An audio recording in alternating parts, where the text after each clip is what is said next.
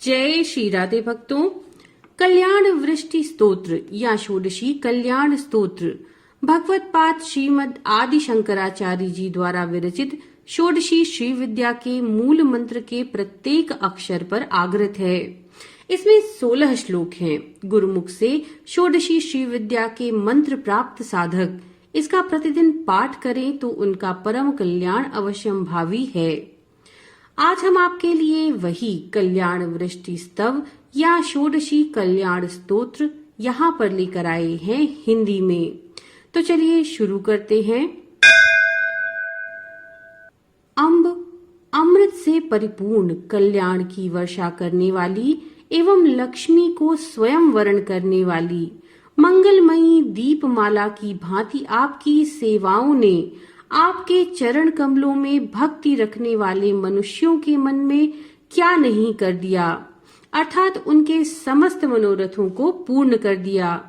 हे जननी, मेरी तो बस यही स्पृहा है कि परमोत्कृष्ट सुधा से परिप्लुत एवं उदीयमान अरुण वर्ण सूर्य की समता करने वाले आपके अरुण श्री विग्रह के सन्निकट पहुंचकर आपकी वंदनाओं के समय मेरे नेत्र अश्रुजल से परिपूर्ण हो जाएं।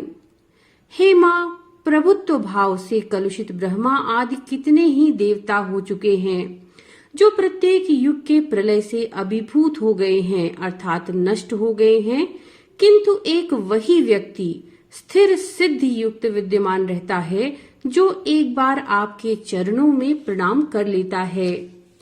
हे मातृपुर सुंदरी, आप में भक्तिभाव रखने वाले भक्तजन एक बार भी आपके करुणा से अंकुरित सुशोभन कटाक्ष को पाकर कामदेव सदृश सौंदर्यशाली हो जाते हैं और त्रिभुवन में युवतियों को सम्मोहित कर लेते हैं।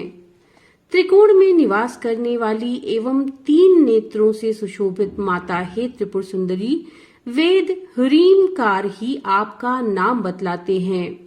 वह नाम जिसके स्मरण में आ गया है, वे भक्तजन यमदूतों के भय को त्याग कर लोकपालों के साथ नंदनवन में क्रीड़ा करते हैं। हे माता, निरंतर अमृत से परिप्लुत होने के कारण शीतल बने हुए आपके शरीर का यह अर्धभाग जिनके साथ संलग्न था, उन त्रिपुर हंता शंकर जी के गले में भरा हुआ हलाहल विष का बेग उनके लिए अनिष्टकारक भला कैसे होता। हे देवी, आपके चरण कमलों में किया हुआ प्रणाम सर्वज्ञता और सभा में वाक चातुर्य तो उत्पन्न करता ही है, साथ ही उद्भासित मुकुट, श्वेत क्षत्र, 2 चामर और विशाल पृथ्वी का साम्राज्य भी प्रदान करता है। हे मातृपुर सुंदरी, मैं आपकी ही भक्ति से परिपूर्ण हूँ और आपकी ओर ही दृष्टि लगाए हुए हूँ। अतः आप मुझ अनाथ की ओर मनोरथों को पूर्ण करने में कल्प वृक्ष सदृश एवं करुणा सागर स्वरूप अपने कटाक्षों से देख तो लें। हे देवी, खेद है कि अन्यान्य जन आपके अतिरिक्त अन्य साधारण देवताओं में मन लगाकर उनकी भक्ति करते हैं, किंतु मैं मन और वचन से आपका ही स्मरण करता हूँ, आपको ही प्रणाम करता हूँ, क्योंकि जगत में आप ही शरणदात्री हैं।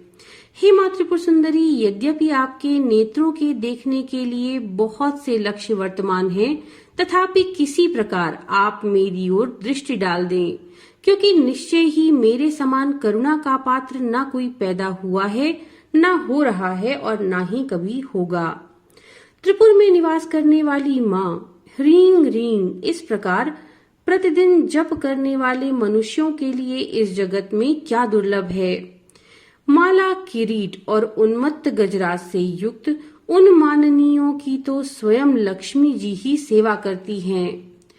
कमल नयनी आपकी वंदनाएं संपत्ति प्रदान करने वाली, समस्त इंद्रियों को आनंदित करने वाली, साम्राज्य प्रदान करने में कुशल और पाप समूह को नष्ट करने में उद्यत रहने वाली हैं। माता, वे निरंतर मुझे ही प्राप्त हों, दूसरे को नहीं। कल्प के उपसंहार के समय तांडव नृत्य करने वाले खंड परशु देवाधिदेव परमेश्वर शंकर के लिए पाश, अंकुश, ईख का धनुष और पुष्प बाण धारण करने वाली आपकी वह एकमात्र मूर्ति साक्षी रूप से सुशोभित होती है। हे माता, आपका यह अर्धांग जो परम तेजोमय अत्यधिक कुंकुम पंख से युक्त होने के कारण अरुण दीप्तमान किरीट से सुशोभित, चंद्रकला से विभूषित, अमृत से परमाद्र और त्रिकोण के मध्य में प्रकट है, सदाशिव जी से संलग्न रहे।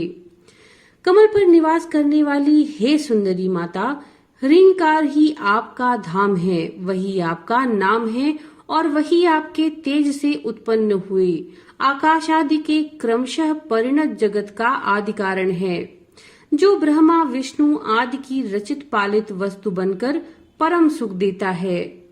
हे माता, जो मंत्रज्ञ 3 ह्रींकार से संपुटित महान मंत्र से संदीपित इस स्तोत्र का प्रतिदिन आपके समक्ष जप करता है, राजा लोग उसके वशीभूत हो जाते हैं, उसकी लक्ष्मी चिरस्थायिनी हो जाती हैं, उसकी वाणी निर्मल सूक्तियों से परिपूर्ण हो जाती है और वह दीर्घायु भी हो जाता है।